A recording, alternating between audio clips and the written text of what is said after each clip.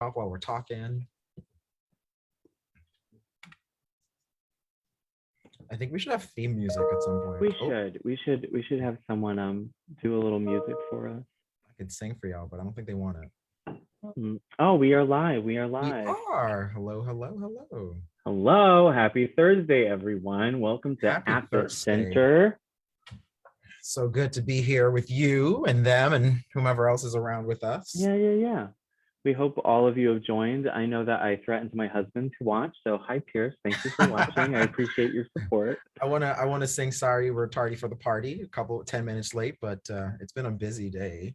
It's been a busy 2 weeks. Thank you. I literally was gonna follow up with that, and you bing, bing, bing, bing, like yeah, bing, bing, bing, bing, bing. So much is going on in the world. And as we micro community it, so much is going on right here in Columbus, right, in the state of Ohio, but Columbus and right here in the short north. So I mean, we've got lots of work we're still doing as we prepare for Pride, as we educate and rally people around opposition to HB, House Bill 616. Just so many things. As we I don't know about you, I'm still focused on this horrible war that's going on in the Ukraine. So yeah, it's a lot has been going on. Truly. Wait, I even think about the fact, have they finally made a determination on sort of the districts that people are going to be voting on here in these primaries? I think that is still up for debate, and I think that, at least from my perspective and what I've learned from various news sources, is that is still up in the air. So we are creating a little time capsule in this moment, though this event is live. This is definitely going to date the conversation in the future. But you know what? We're preserving this little snapshot of 2022, April. Right. April. HB House Bill 616 was released a week ago on Monday. And I have been energized, as frustrating as the situation is.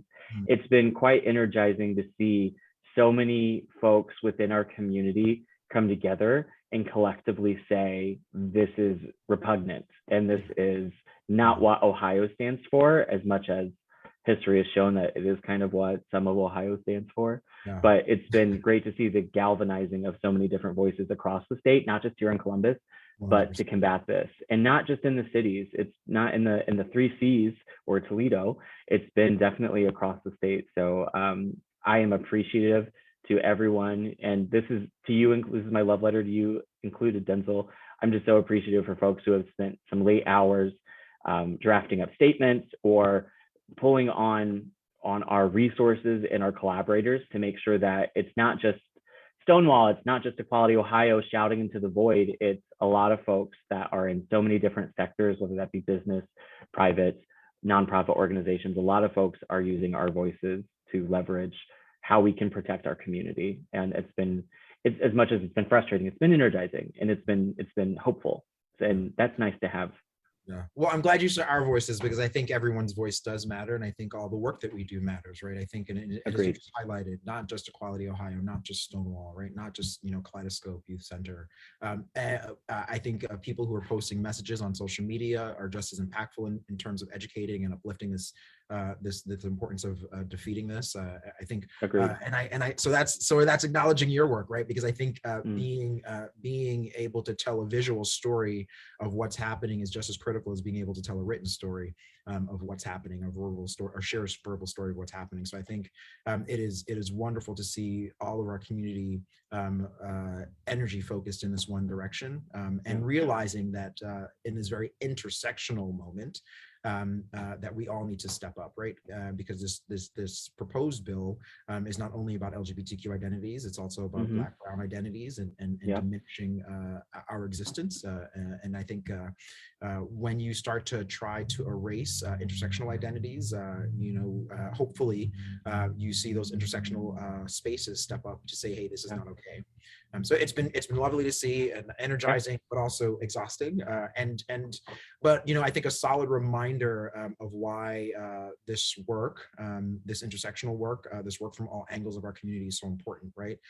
So to see the business community, those in the LGBTQ space stepping up and saying, hey, this is not okay, to see our social service partners stepping up and saying this is not okay, to see our elected officials stepping up and saying this is not okay.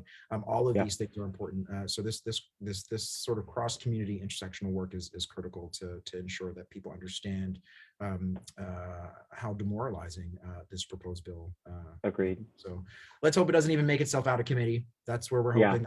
That's what we're here to talk about and highlight. So yeah, I think beyond our engagement with combating 616 and all of the different processes that's been, we have a lot going on in the center as well. So along with just our traditional weekly programs that I'm grateful that we're able to continue to uplift, we also have some upcoming events. So on Wednesday, the 20th, we are excited to host a Meet the Candidates night. So that'll be here in the center. So not at the center, but in the center next Wednesday, the 20th at 5:30 p.m. So I hope folks are able to come and join the conversation. Big shout out to Brad Henry and Get Out the Votes, or did I say that correctly, or is it singular? Get Out the Vote, maybe? Get Out the Vote. Okay, perfect. The work that they're doing to galvanize their community, I keep using that word, but to bring together our community, to leverage our power and our elected officials. And as much as there is so much work to be done outside of the legislative process, because we can see how the legislative process oftentimes doesn't represent our identities and doesn't represent so many other folks who live within marginalized experiences. But we can also understand that bills like HB 616 come from elected officials.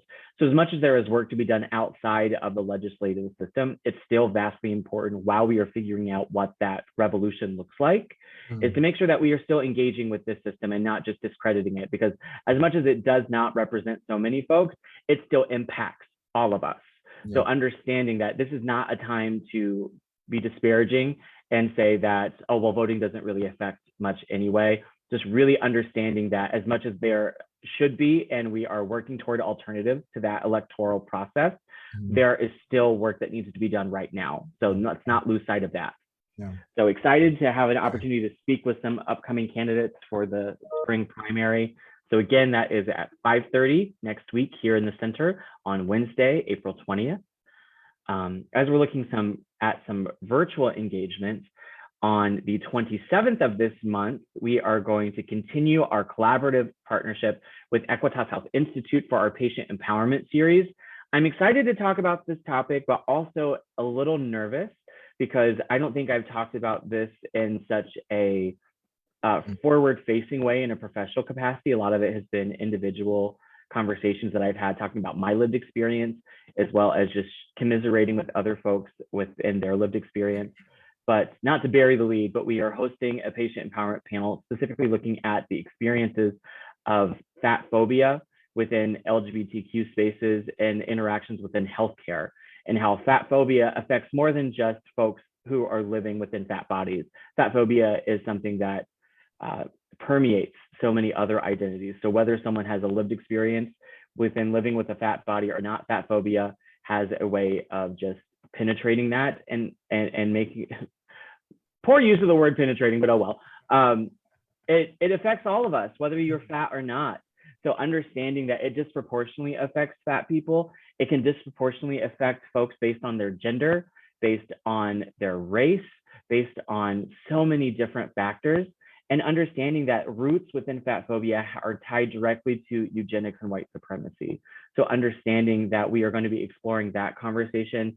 We have compiled a few guests to join us, and we're really excited for that. And I'm excited to moderate that panel as well, not only as a way to talk about my lived experience, but also talk about some of the things that have been helpful for me for self-care, as well as things that I've worked through and things that our guests are going to be talking about that they worked through. So we're really excited for that conversation. Again, that is Wednesday, April 27th, and that will be on Facebook Live, but you can pre-register as well. So there is some information on Twitter and Instagram, and right here on Facebook, you can either look at our page or Equitas Health Institute's as well. What am I missing, Denzel? We're doing so much stuff. I should have pulled up the calendar. Right. Well, that's a great sort of what do you call that? Tee up for the Oh, I knew calendar. what I was doing. That's a great tee up for the calendar. I think the great thing is that we do have a community events calendar, or just our general calendar on our Stonewall website. And what we try our best to do is to encourage our community members to also post their LGBTQ serving events on our calendar. I'm a little bit of a data nerd behind the scenes, and Yeah. since we've started, I think we can say that mutually, we have seen our website engagement go up at least 3 times what we've typically had. Yeah. And so, we know that people are coming to our website to find resources and connections to community and services. And so to me, if our community has the opportunity to post their events on our events calendar, I would encourage them to do so, because so many people are coming to look to find out what's happening. Exactly. Community and doing so there. So encourage them, stonewallcolumbus.org/ I think it's events calendar. It is stonewallcolumbus.org/upcoming-events/. There we go. So hopefully we can encourage people to pop on there. They can also just go to the website, and it's probably right at the very top. You can see it. So, so click on that link. But yeah, no, we do have a lot of other things coming up, and I think it's also in partnership with our community members. So as we highlight any work we do with Brothers United, which has been wonderful to see them in the space, Black Trans Men of Ohio picking up some of that work, and as you already mentioned, our collaborative work with Equitas Health Institute. We will be continuing our financial education enrichment with programs as well. So I don't know. I say just check out that calendar for things that we may have missed. Most definitely. There's some Trailblazer events that are coming up, so you can check those out. And again, with all of our events, we usually try to make sure that there's some type of engagement, whether that be registration or just giving us a heads up that you're coming, because we want to make sure that balancing not only COVID safety, so making sure that our spaces aren't physically too crowded, but also logistically for some of our pieces. So feel free to register. If you're not able to come, feel free to give us a heads up, but we'd rather you register than not register so that we know that you're coming. Yeah, we have a lot of stuff coming up as I'm looking at this calendar. Today specifically, there's T-Man Talks, support for trans men of color from Black Trans Men of Ohio. So that's coming up today. Our ballroom dance class for spring is still ongoing. So keep an eye out for the next round if you're interested in registering for that. Looking at the next few weeks, next Saturday, the 23rd, we have our Sober Queer Writing Group. So if that is an engagement that you are interested in, that is coming up. We have our Trailblazers touring the Ohio Supreme Court timely tour. It is on the 21st. I hope they wear their rainbow outfits. I hope they wear the gayest that they can. Gay. Yes. I'll make sure that I talk with them about that. Make sure that they know to be the gayest they can be. Next Wednesday, the 20th, we have our Stonewall Women's Book Club, the monthly meeting for those folks. So if you're interested in some literature, you can check out that page on the website.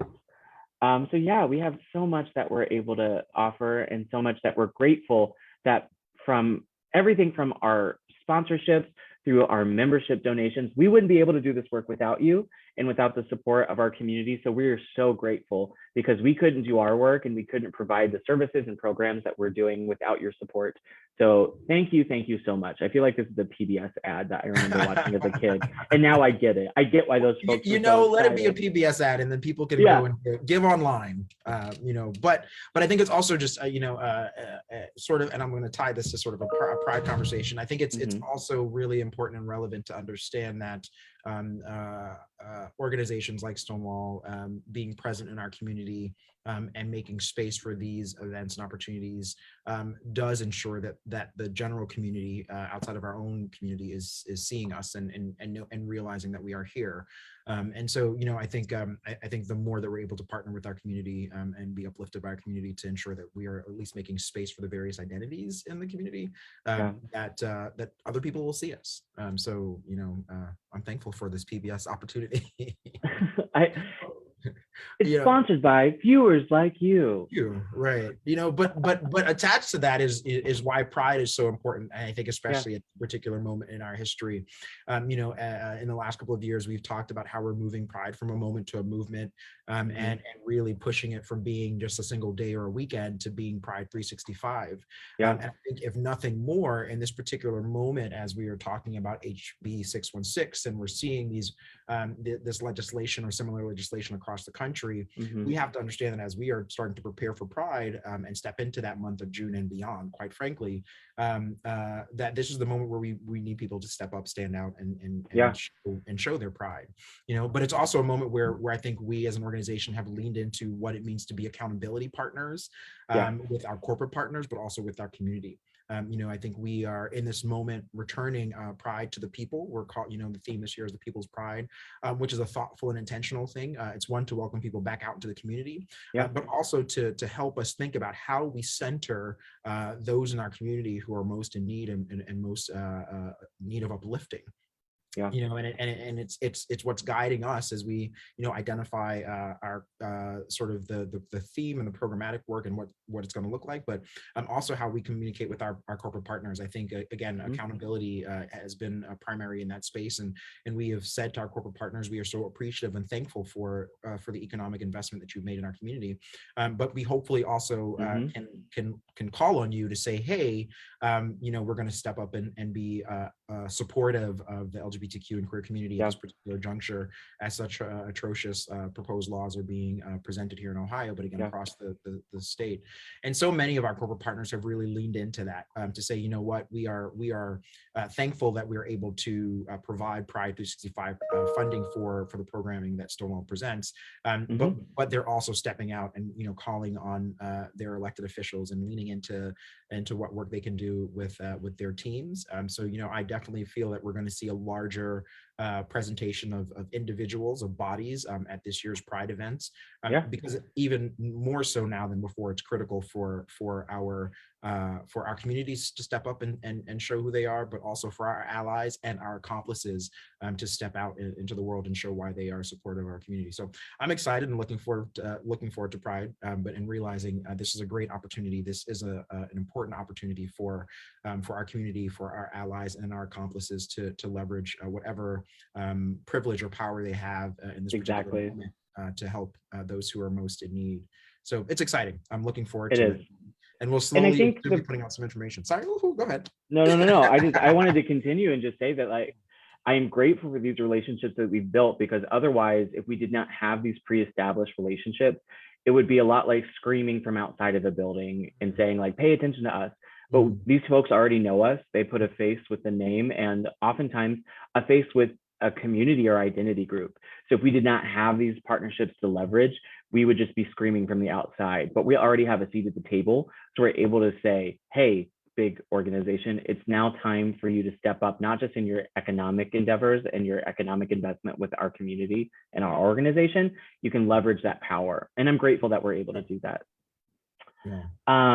So we've teased it on social, and we've also teased it just in conversation throughout the last couple of weeks, but we are excited. We were hoping to do a live conversation, but that's okay because schedules shift and change. We're excited to show you a conversation that we had with comedian, entertainer, actor, so many different credits to the work that he's done, Matteo Lane.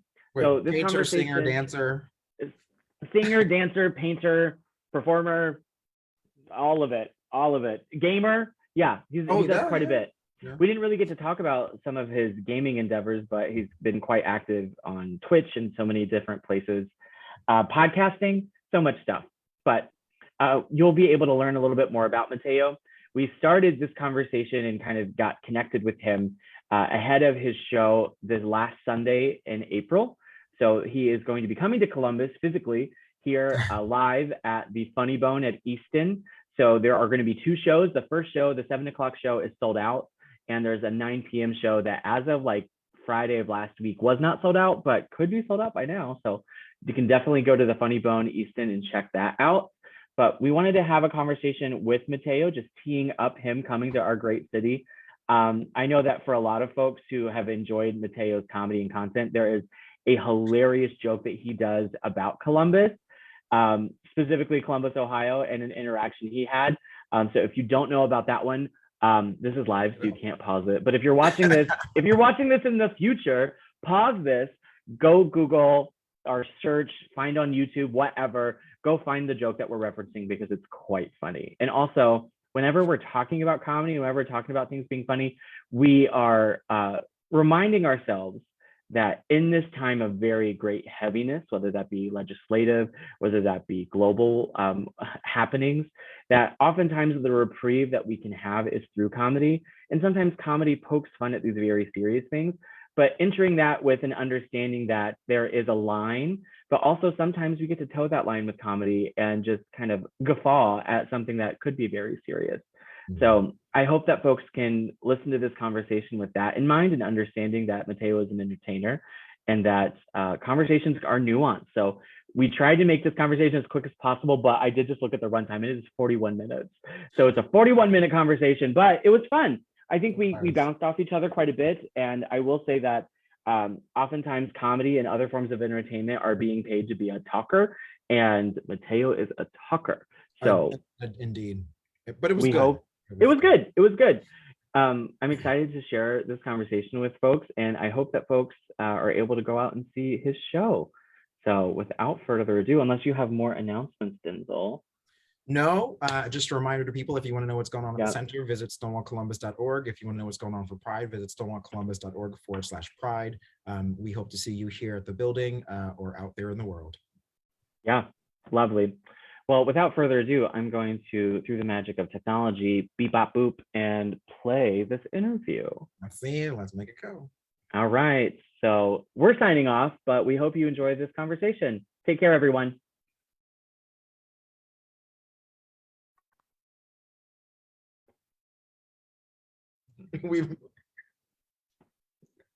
All right. Hello, everyone. Thank you for joining us for this latest episode of At the Center. Denzel and I are really excited to bring on our guest, multi-talented comedian, actor, singer, painter, so many different talents, Matteo Lane. Hello. So thank you for being here, Matteo. Good morning. It's the morning for me in Vancouver. So what time is that? I don't even know how to do math. well, this sounds ridiculous to any other person. It's 11:37 in the morning, but to a comedian who's had 2 shows and I got home at 2:30 in the morning, this is our 6 a.m. call. No, I feel you. We wake up when the sun's going down. We're like, oh, time to start the day. You were talking to 2 queers, so we know what that morning call time is relative to queer identity. Right. Life. Yeah. Like, at what time did I go to bed last night? Let's not talk about it. Right.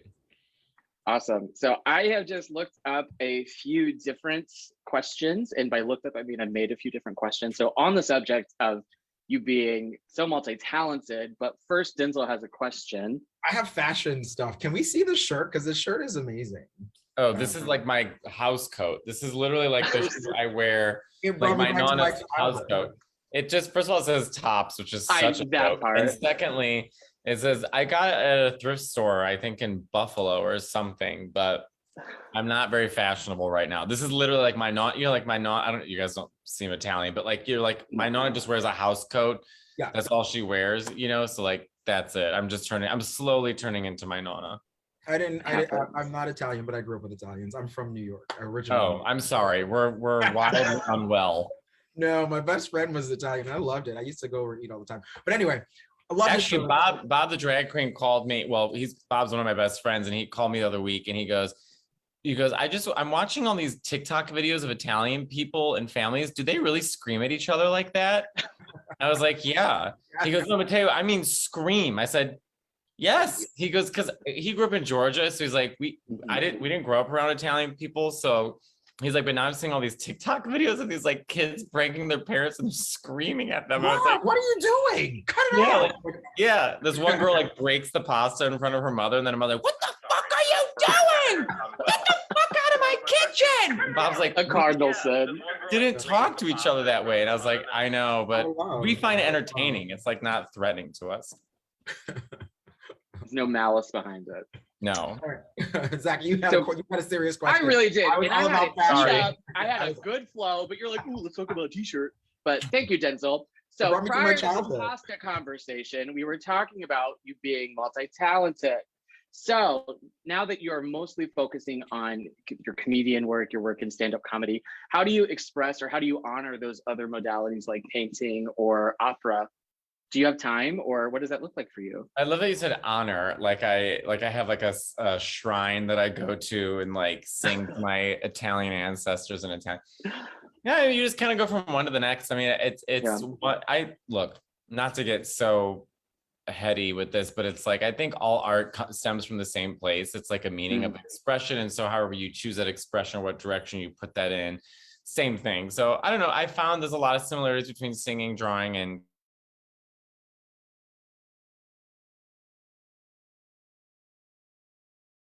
so long as an artist living in Italy and painting and art school, and I was storyboarding for commercials and I was doing fashion illustrations. Like I just drew so much that the well is dry. So I'm actually, like Maria Callas said, taking a step away from my art so like I can better focus on it again or come back to it, because right now I'm like resentful towards it a little bit, so I don't draw as much anymore. Singing I still do. I do have a monthly show that I do at Joe's Pub with Henry Kapersky, and I sing Streisand, like old Streisand music and gay shit. And yeah, so I'm still singing, but right now the focus is stand up because it's also pain. Gotta go where the money I also have to, I live in New York City, so let me rephrase that answer. I'm doing what pays. There you go.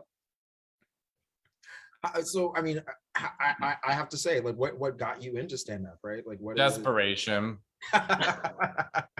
loneliness. I don't know. I watched like a lot of gay or queer people of my generation. I'm 35. We grew up with Kathy Griffin and Margaret Cho and Joan Rivers, but Joan Rivers was the first that I saw her when I was 22, and that actually was a physical change in my life. I was like, oh yeah, that's what I meant to do.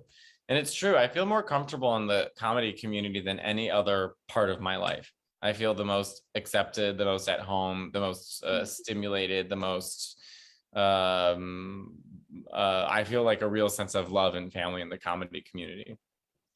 I love that. So I'm going to tee off of that with your podcast, Inside the Closet with Emma Willman. You've brought on other comedy legends, other up and coming comedians. Who would be your dream guest? They don't have to be alive. They could be already gone, but. Well, I would bring on Maria Callas, or I think I would like to bring on Streisand and Mariah, because together. Let me tell you why. Are you serious? I feel like that would be a fight. No, not the same time. Sorry. I mean, separate times. I find like, look, I used to make a lot of disparaging jokes about Mariah Carey and other divas, but I was not a good artist. I was not a good writer at the time, and it was easy jokes, and I've matured since then. So I've publicly apologized for all the jokes I said about Mariah because I love her. But I always find it interesting that you've got a woman with arguably one of the best voices ever, right? She has a 5-octave vocal range. She writes all of her own music. But if you listen to her first 5-6 albums, like the vocalizations that she's doing are so incredibly difficult. It must have required hours and hours and hours and hours and hours and hours of dedication alone, focusing on that, accessing your whistle register, using your head voice, using your embellishments, your belting. I want to know what that was like. I want to know all those. How did you warm up? How did you practice? When did you practice? Where did your voice reach? How did, like, I want to know that part about Mariah Carey, but everyone just seems to focus on all the other stuff. And Streisand, the same thing. I'm like, where the hell did like a 14-year-old girl in Brooklyn living in a 1-bedroom apartment with her grandparents, brother, and mother sleeping on a cot learn to sing like that? Like, fucking tell me, how did you, because, you know, Whitney Houston, singers that are that good are born with it, but they have to work at it. Like, you can't just open your mouth and you're Whitney Houston. Like, Whitney was trained by Sissy, her mother, for years in the church and toured with her. Like, her mother, like, you know, beat the singing into her. Like, here's how you fucking sing, and it shows, you know? So at least Whitney we know, but I want to know with Mariah. So that's what I would do.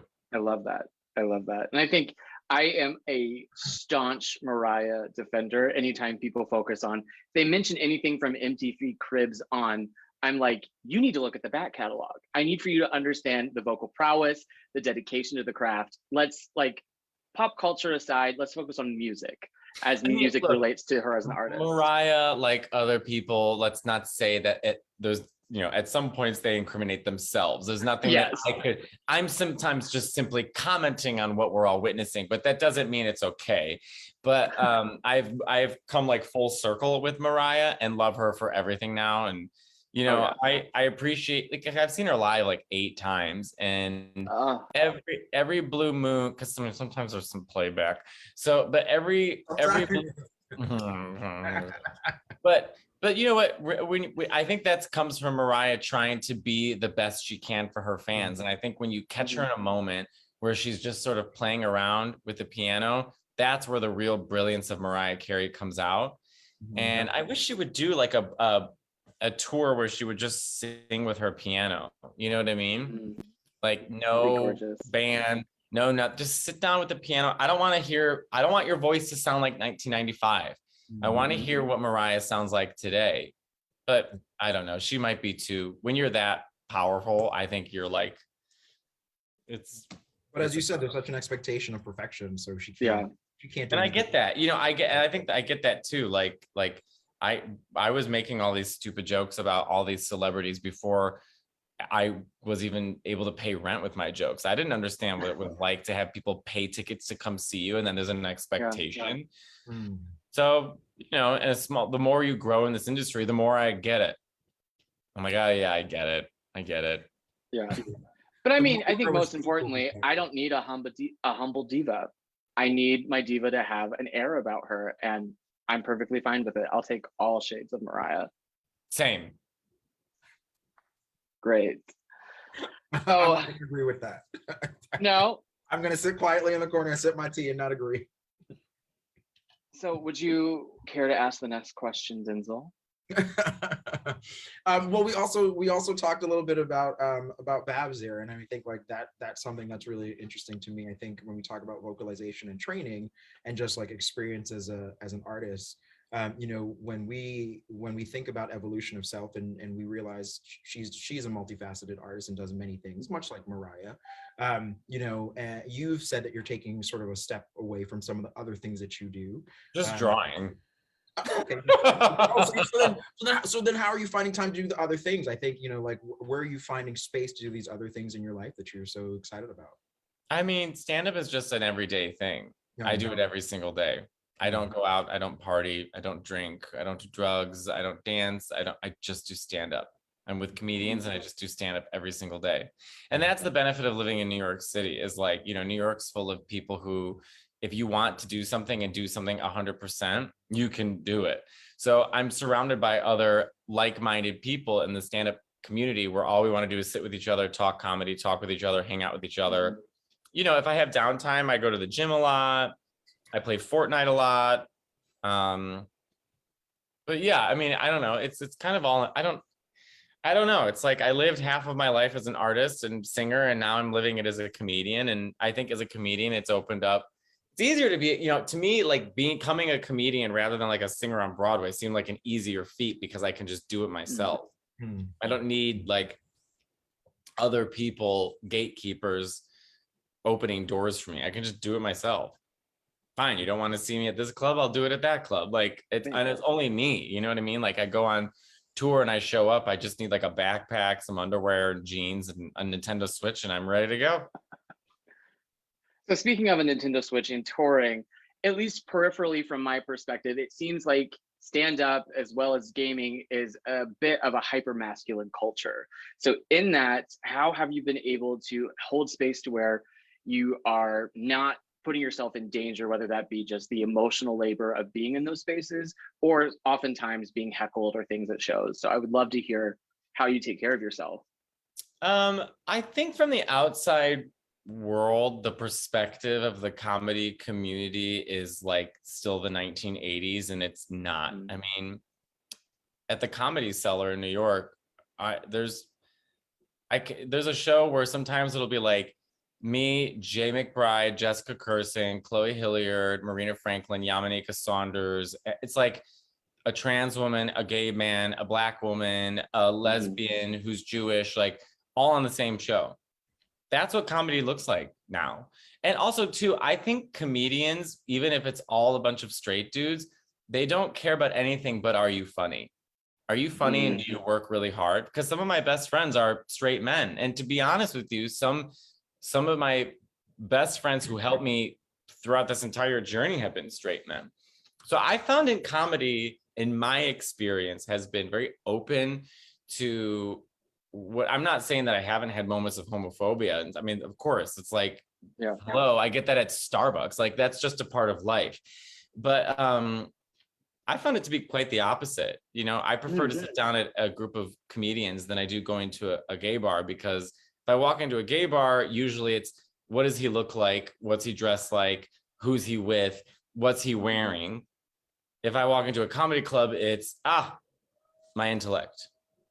I'm really grateful to hear that, because as I was looking at least the major comedy clubs in our area, it's mostly dudes. It's mostly cis, white, straight dudes. So to hear that evolution of bringing in other identities and bringing in other perspectives within comedy, I'm glad that that's happening elsewhere. So again, this might be our little Ohio Midwest perspective of that's what we're being served right now. Wonder who's working talent, right? But you know what, though? I think you're probably right. I think there's a lot of, not every place is the Village in New York City. You know what I'm saying? Like not every place is surrounded with the ultimate diversity.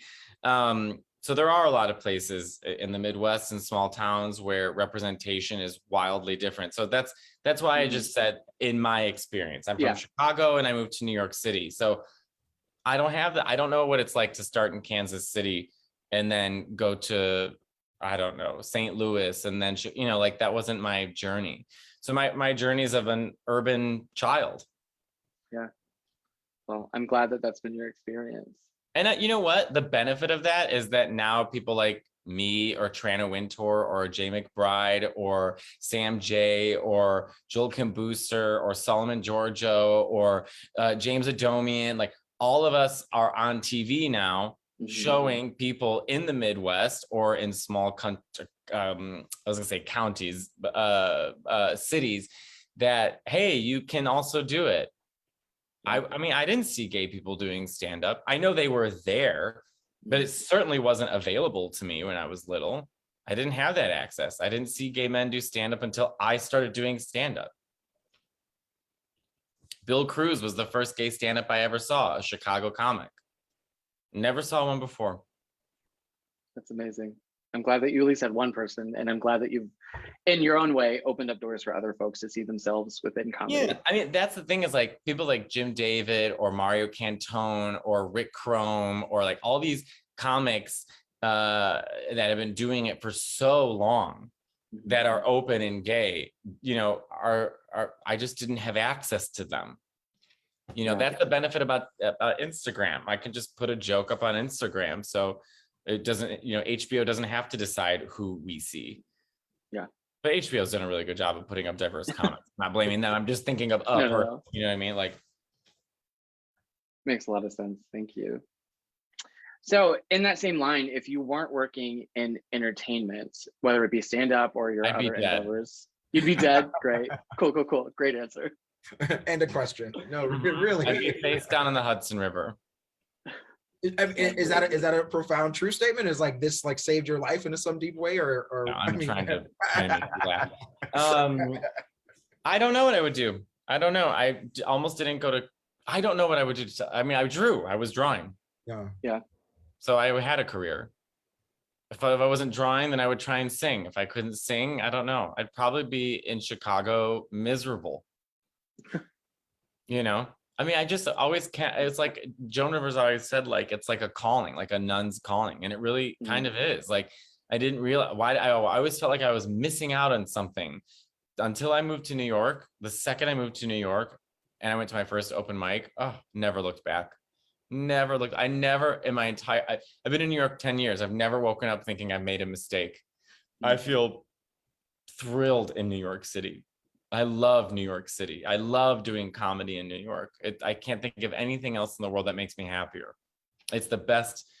I'm so happy I found what makes me happy, and I risked everything and went for it.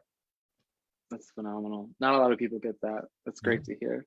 No, but I wish people would take more risks. I talk to a lot of people who have ambition and have dreams, but I think we're so trained by society to hold on to the ideal of security, whatever makes us secure, whether that's financially, whether that's a job, whether that's our house, a relationship, that we have to hold on to that. And I see so many people with so much talent just slip away because they thought, well, I won't take the risk.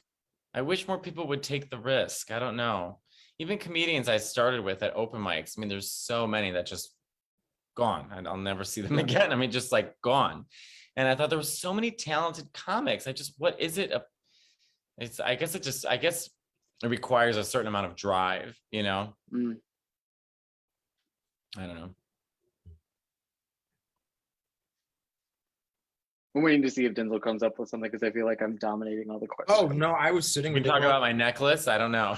No, I was sitting with it. Well, I'm also looking at your list of questions, Zach, which are great questions. And I mean, I think you and Matteo, you almost stepped into this a little bit earlier when you were mentioning some folks and almost said the C word, celebrity word. But I mean, I think we would say that you are a celebrity, right? Like people. I am not. A celebrity is someone who has money and also someone who lives in a really nice apartment and someone. Well, I don't know. I mean, let's just say I don't feel like a celebrity. I see celebrities like dressed up really nice with a stylist and good hair transplants. And I'm like spraying my hair to make it look darker, wearing thrift clothes that say tops, which I don't even mean. So many questions there. But I mean, like, people see you and they know who you are. People hear your name and they respond, right? Like to me, there's power in that. Like, what does that feel like for you? Do you get used to that? Like, someone says, "Oh, it's Matteo Lane," you're like, "Oh my gosh!" Yeah. Well, I'm getting recognized more often. You know, I was at the gym and I was with a friend. It was my trainer. I see him a couple days a week, and every time I'm training with him, someone comes up to me and says something. Hey, I love your jokes, or this and that, or something like that. Yeah. And I'm like, oh, thank you. And then he goes, he's Australian. His name's Damon Bell. Everyone should follow him. He's like, you know, I train a lot of celebrities, and you're the only one who gets people coming up and talking to them. I can't really do Australian. And I thought, you know, I wonder with comedy, if it's because when you're a comedian, it's when you make someone laugh, you're giving them a little gift. So they kind of want to thank you. Not every joke. I did a joke about pharmacists the other day that people are furious at me for, but you know, I just think, I don't know, like, I think like if you're a comic, like Joan Rivers said, being a comic, when you make someone laugh, you give them a little vacation. You're taking them away just for that moment away from their problems. So maybe that's just them trying to say thank you, you know? Yeah. Is there power into that? I don't, power in what? I mean, I'm not getting any benefits. I don't do anything besides go to the same Italian restaurant, the same gym, and the same comedy club every day. So I'm not like exposed in that sense. I do think, though, specifically with folks who are stand-up comics, as well as folks who engage with podcasts, there's a bit of a false sense on the audience's side of familiarity, because there is so much that you're telling about yourself. My husband makes fun of me constantly because I often will talk about Nicole Byer as if she is my best friend. I literally was just texting Nicole. That's hilarious. I promised I wasn't going to go in depth about my love for her, but I love her. She's one of my best friends. Nicole's the entire reason I have a career. I love that. She's the whole reason, because I was living, so me, her, and Sashir Zameda, we're all like a little trio. And I was living with Sashir in Brooklyn in an apartment that I lived. Oh my God. I lived in an apartment above Sashir. It was a half room that was in a tiny staircase that I couldn't stand up all the way in my room. So I often just slept in Sashir's bed with her. So Nicole and Sashir were best friends. So Nicole would come visit, and I remember I auditioned for something at a comedy club. I didn't get it. So Nicole said, here's this number of this guy. He does something with CBS, message him. So when I flew out, she started the whole thing. I got a manager and this and that, all because of Nicole. She made one phone call and suddenly things opened up. I love that. I love that you're able to give flowers to someone who's not only your friend, but also a colleague that's helped you. I Well, think she that forces those are, me to cook her dinners when I go to LA. There's the payback. Yeah, I yeah. love She's it. like, this is my favorite meal you make. Please cook. But I love cooking. And Nicole's got a beautiful kitchen. I love cooking. Oh, she's the best. I can't say enough good things about her.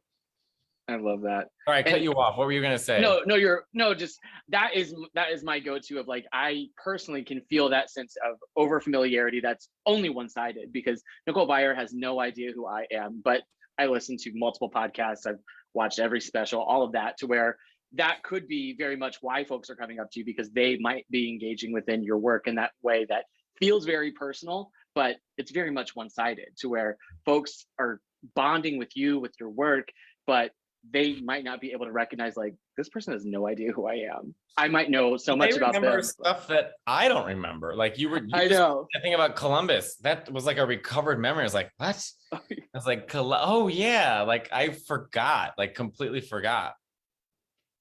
And yeah, that's why, like, I always try to, anytime I'm bringing up someone's joke that they've said a long time ago, I'm like, you probably don't remember this, but this was absolutely hilarious for me. Oh, as long as it, good. As long as people are entertained, I don't care. I'm wondering, I'm having drinks with my pharmacist friend tonight. Maybe I shouldn't make mention of who I talked to today. I know. No, some pharmacists mentioned to me that like we get the joke. It was soaked in sarcasm. Like the point of the joke is that I'm the idiot, right? Like it's the perspective that I don't understand how difficult it is to be a pharmacist. So I'm making the most obvious observations about a pharmacist that's all soaked in irony. Mm-hmm. And people just don't get it. They're like, oh, what you said is 100% real. I'm like, weren't we using sarcasm and irony since like Shakespeare? Like, exactly. We're devolving. Truly, it's lost. And I think that oftentimes that happens, especially oftentimes in smaller communities, because we can make a sarcastic or a tongue-in-cheek joke about Columbus, but folks want to get up in arms, and it's like the entire state of Ohio has 11 million people, and Manhattan alone has 9. So like, let's be understanding that we're only exposed to so many different perspectives. So keep that in check. But yeah, but also New Yorkers should also not think the whole world's New York.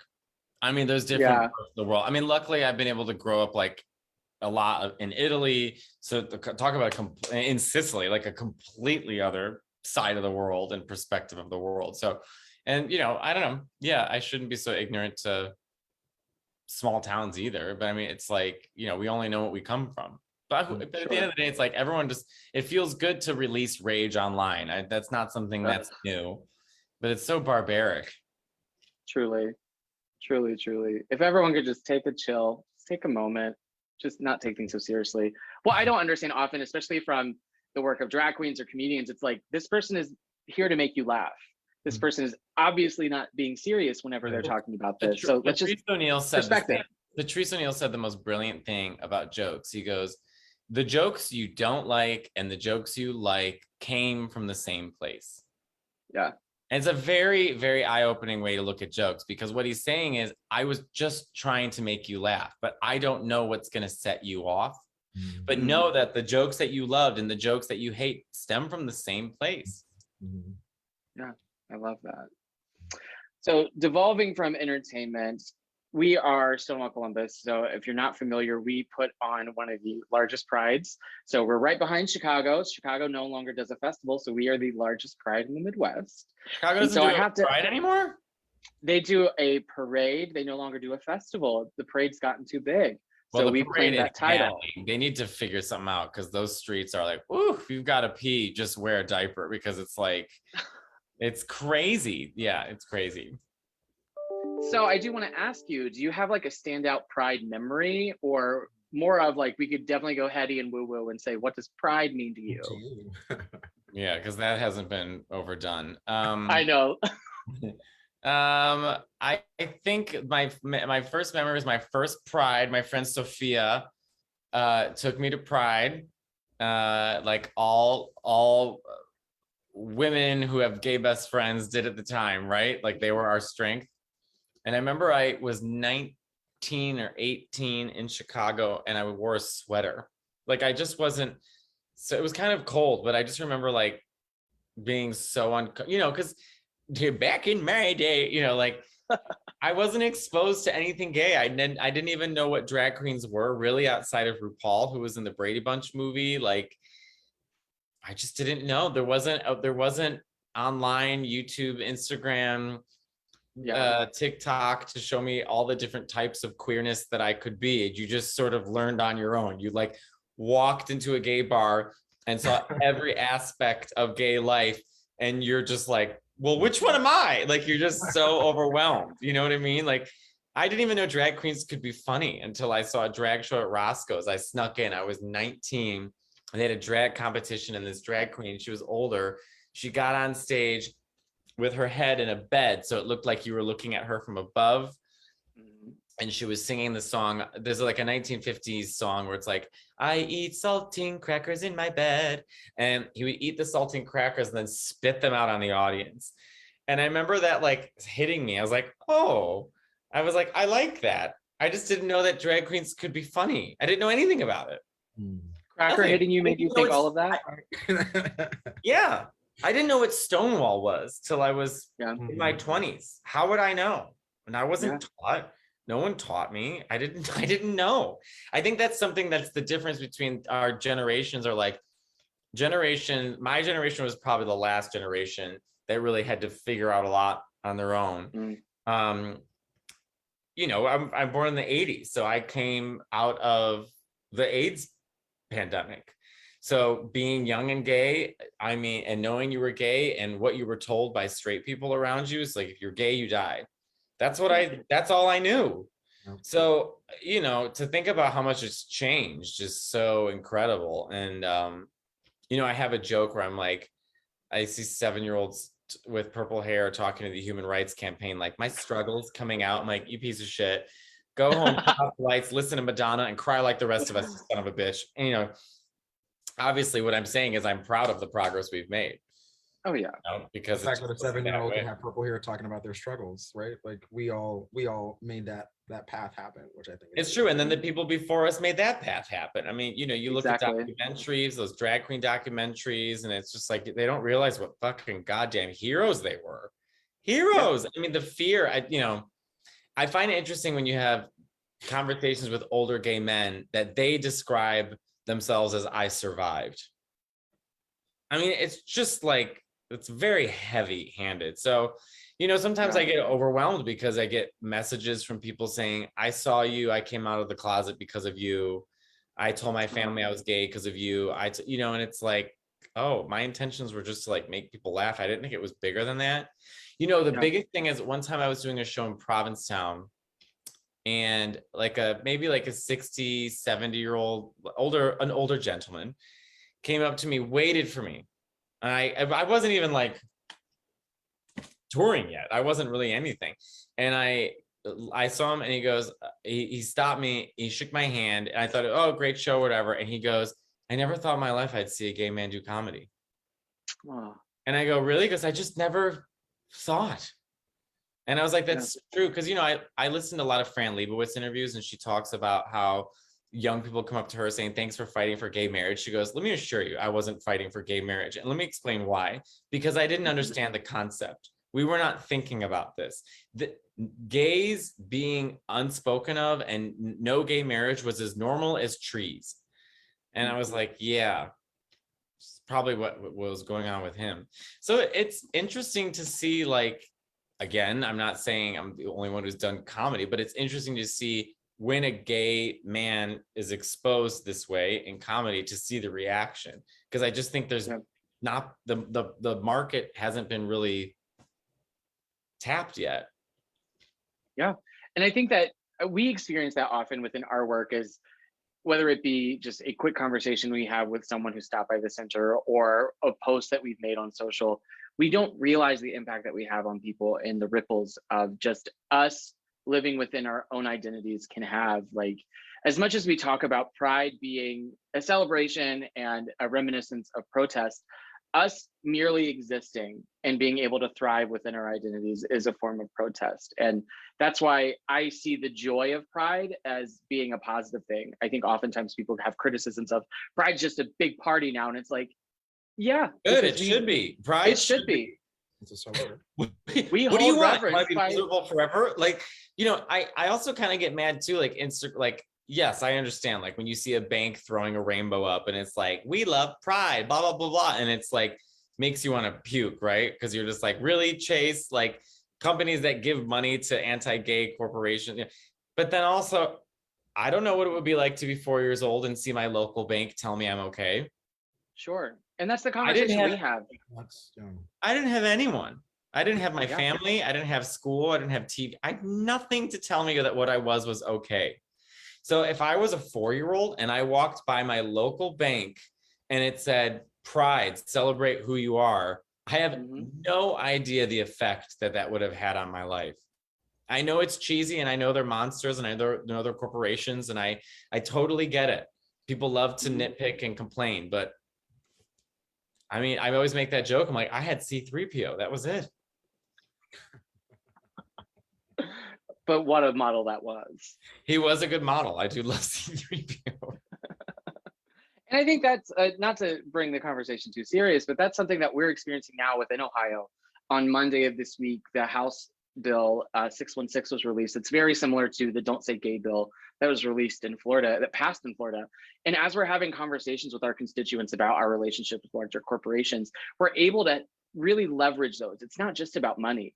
When they sign an agreement with us, they're signing that they will make sure that their institution is upholding at least what the Human Rights Campaign's equality index would be, a 75%. So we're asking for a minimum of 75% of a score on that metric to say that you're treating your LGBT employees with dignity and with respect. And so if we weren't having those conversations with our partnerships, then maybe they wouldn't be having them. So it's a much more nuanced than just, we hate seeing banks in the parade. Like as much as that is like, we want to see more people, we want to have more moments of celebration. Well, no one's ever There's power in those relationships. No one's ever sees a bank and thinks, thank God. Like historically, no one's ever happy to see a bank. You know what I mean? It's like no one's, yeah. No, I was thinking about what you were saying, and I think like representation, like there's different forms of protest, and some people understand the law and I mean litigation and all that stuff that I don't understand. I wish we could get to a place where we weren't so divided, that we could mix. If you are this, go there, go to the other side and talk to them, because we're not going to change any minds by screaming into our own echo chambers too. I think that's a lot of how you make change in society, and comedy is such a great way to do it. People laugh. Tell them that, okay, I'm gay and you're straight. You're from Dayton, Ohio. You hunt. I live in New York City, but look, we're laughing together. And I think we need to get to a point now where, like, I think that kind of a ripple effect can change laws, can change perception, can change, and we're up against a lot. We're up against the religious right. You're up against, like Christopher Hitchens says, religion is people's favorite toys, and you can't take it away from them. I mean, we're up against a lot. Yeah. So I think by showing people, not constantly speaking into our echo chambers, that you'll change a lot more. But we're at a time now where if you do anything, people see it as an attack against your own community. It's a weird time we live in, but as you were talking about that, it sparked in my mind that. It's a topic we really spend lots of time delving into, and as Zach said, I think we definitely explore that quite a bit. And as we talk about representation, I'm a Black queer man leading an LGBTQ organization. There are not a lot of us. There are a few of us. Until I stepped into this role, there was one person that I saw as a Black queer person leading an organization, and he's no longer there at HRC. And so, I think what we talk about in that space is also this notion of accountability, which I think you're sort of hitting on as well, is that as a community, we can't just call each other out, right? There's a distinction between calling each other out and holding each other accountable. If I love you, if I care about you and your humanity, I can hold you accountable. If I don't care about you, I'm gonna call you out. And I think we are in such a space of calling each other out versus holding each other accountable and demonstrating our love for each other. And it's the same thing with our corporate partners, right? Like, I understand that, quite frankly, JP Morgan Morgan Chase also pays the people in the community that work for them. So they should be there at the parade. They should be there 365 days a year. And the people who are calling out JP Morgan Chase for not being there, they should probably just say, wait a second. My friend works for JP Morgan Chase, and the money that my friend uses to go to the gay bar or to pay this thing comes from that company. So I think it is a question about, again, notion of accountability versus calling someone out. And I think as we grow and evolve as people, hopefully we get better at understanding what accountability is, and not calling people out. I'm not here to burn your house down, right? I'm here to tell you it may look ugly and you may need to repaint it and you need to remodel it, but I'm not going to burn it down, right? I don't have time for that. I just want to help you be better and do better. So, well, you're dealing with a lot of hurt people. Yeah, you're dealing with a lot of people who are hurt, and so those hurt people want to be heard, and they want to feel validated, and they want to feel justified in their pain. And to do so, it's easy to gang up on people and call them out for anything that upsets you. I get it. I mean, I grew up hurt. You know, I've done jokes where I hurt other people. I'm not proud of it, but I've done it, you know, so it's like, maybe the collective conversation should be more about like, how do we get past all of our own pain? Because we're all going to live with each other. We just are. Like, there's not going to be a day where your neighbor thinks like you. That's not going to happen. So where's the line? Where do we find community again? Where do we find, how do we get there? And unfortunately, it's, you know, we're lifting a lot of the heavy work because we're marginalized. So we have to constantly explain our trauma to people, which can be exhausting. But, you know, that's why I'm like, gays should just like all take a day off. And once everyone sees how terrible they look, they'll quickly, the world will fall apart. Yeah. Your wedding dresses will suck. Your hair will suck. Your food will suck. Your houses will suck. You know what I mean? Like, your restaurants will suck. Your cars will suck. You know, like Disney will suck. You know what I'm saying? It's like, quite frankly, yeah. It's like, come on, you know, we should all just take a vacation. I love that. Well, thank you so much for your time, Matteo. We really appreciate it. I did want to give you a chance to plug any upcoming engagements. I know that you're going to be at the Funny Bone here in Columbus at the end of the month. So I would love just to give you an opportunity to share what is coming up and where people can find you, or where you want to be found, or moreover. Stealing that from another great comedian, Lacey Mosley. A bathhouse. We got two. I'm too fear-based. I've never been in a bathhouse. I'd be too scared to go. I've not been in the I one dropped off flyers once. Did you? Yeah. I mean, they seem really fun, but I'm just such a comedian. I'd be like, are we in laser zone? You know? I'm looking at my notes here. Hold on a second. Well, okay, so I will be in Columbus at the Funny Bone for one day on April 24th. The first show sold out, and the second show is almost sold out. So you're gonna, if you should get tickets now. Then I'll be at the Vermont Comedy Club April 29th and 30th, and then I go to LA, and then I'm taking a vacation. I'm going to Italy. I'm taking a vacation. I'm going to Italia. I'm gonna eat pasta, speak Italian, and ignore the world. Beautiful. Well, thank you again for taking some time with us, and we look forward to seeing you at the show on the 24th. Sure, I'll see y'all then. Thank you so much. Awesome. Thank you. Bye, guys. Auf Wiedersehen. Bye-bye. Ciao. So thank you everyone for joining us today. That was a bit longer conversation than we expected, but we hope that you enjoyed it. Again, for all upcoming Stonewall events, you can head to stonewallcolumbus.org. You can check out our events calendar, as well as if you have some ideas, feel free to reach out to us. We're happy to collaborate. Take care, everyone. Bye-bye.